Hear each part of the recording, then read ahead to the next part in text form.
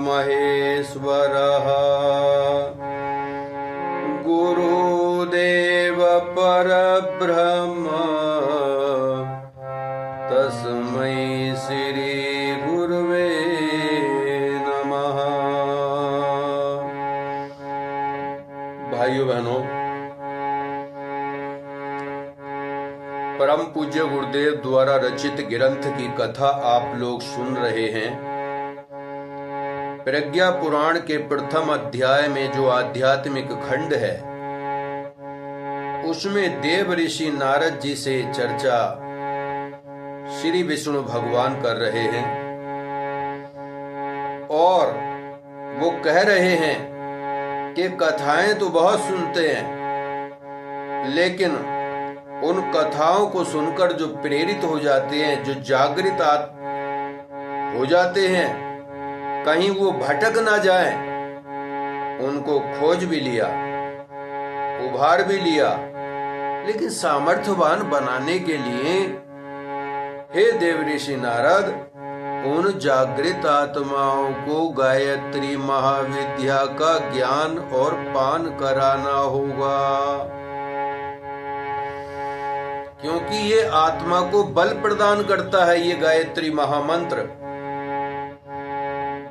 गायत्री का देवता सविता देवता, और जब गायत्री महामंत्र का उच्चारण किया जाता है तो सविता की शक्ति आना प्रारंभ हो जाती है। गायत्री साधक का ऑरा, तेज चारों तरफ घेरा बना लेता है, ओजस्वी वाणी हो जाती है, तेजस्वी चेहरा हो जाता है, आंखों से तेज निकलता है। गायत्री महामंत्र का जप करने वाले, गायत्री का जप करने से आत्मा को बल प्रदान होता है। सावित्री ने गायत्री महामंत्र से ही जप किया था। यमराज से अपने पति के प्राणों को छुड़ाया।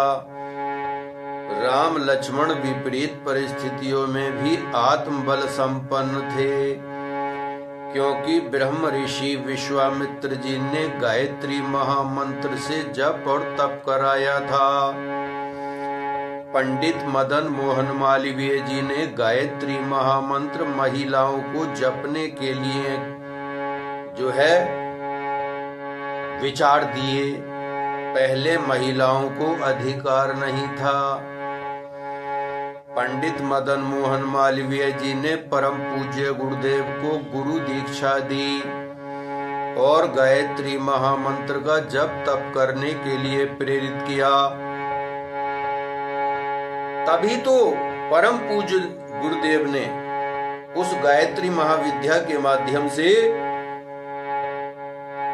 अगणित ग्रंथ लिख दिए और श्री विष्णु भगवान भी यही कहते हैं कि गायत्री महाविद्या का ज्ञान उन जागृत आत्माओं को करा देना जो हमारे साथ में पिछले जन्मों में भी काम कर चुकी अवतारों में, और इस समय पर भी उन्होंने ये जो है संकल्प लिया है कि हे भगवान, आपका काम करने के लिए हम धरती पर, पृथ्वी पर जन्म लेंगे और आपके काम करेंगे, कहीं भटक न जाएं। इसलिए गायत्री महामंत्र का जप तप उनको बता देना, उनकी आत्मा बलवान हो जाएगी, क्योंकि आत्मा को खुराक केवल परमात्मा से चाहिए। और जब गायत्री महाविद्या का गान वो करेंगे तो प्राणों में मजबूती आएगी। आप जानते हैं भाइयों बहनों, जो गायत्री साधक होता है तो फिर एक बार जब विपरीत परिस्थितियों में फंस जाता है तो वो उनसे उलझता नहीं, सुलझाता चला जाता है, विरोध होता करता चला जाता है, अपना जो है इतिहास बनाता है, अपने लक्ष्य को पूरा करता है, उद्देश्य को पूरा करता है। राम लक्ष्मण पर कितनी विपत्ति आई, लेकिन एक बार ब्रह्म ऋषि विश्वामित्र जी ने जिस विद्या का ज्ञान करा दिया, तो फिर उन विपरीत परिस्थितियों को देखकर ब्रह्म ऋषि को याद नहीं किया, जबकि ब्रह्म ऋषि जी को पूरा पता था कि राम लक्ष्मण विपत्तियों में फंसे हुए हैं। लेकिन ऐसा भी नहीं है कि राम लक्ष्मण विपत्तियों को देखकर ब्रह्म ऋषि के आश्रम में वापस आ गए हों, क्योंकि एक दूसरे को पता है आत्मबल संपन्न है। इसलिए मैं आज आप लोगों के सामने परम पूज्य गुरुदेव के ग्रंथ में श्री विष्णु भगवान जो नारद जी से बता रहे हैं कि जन जन को गायत्री महामंत्र का जप करने के लिए जो परम पूज्य गुरुदेव ने निर्देश दिया, दीक्षा दी, आज उसी विद्या का ज्ञान श्री विष्णु भगवान देव ऋषि नारद जी से कह रहे हैं। इसलिए गायत्री महामंत्र का नियमित जाप करने से सूर्य की शक्ति प्राप्त होती है, वाणी में ओज आता है, तेजस्वी वर्चस्वी वो गायत्री साधक बन जाता है।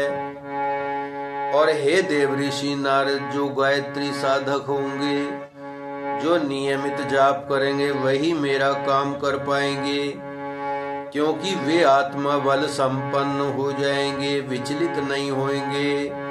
मेरे उद्देश्य को समझ करके वे लगातार क्रमशः जीवन इसी में लगाएंगे। अपनी जिम्मेदारी, समझदारी, ईमानदारी, बहादुरी का परिचय देते हुए वो मेरा काम करते चले जाएंगे, जिसकी परम आवश्यकता है। बोले श्रीमद् प्रज्ञा पुराण की जय। ये कथा नियमित चलती है मेरे भाइयों, भक्त लोगों। इस कथा को ज्यादा से ज्यादा शेयर करें और पुराण कथा चैनल के माध्यम से हमारा YouTube चैनल चल रहा है, उसको सब्सक्राइब करें, शेयर करें। धन्यवाद।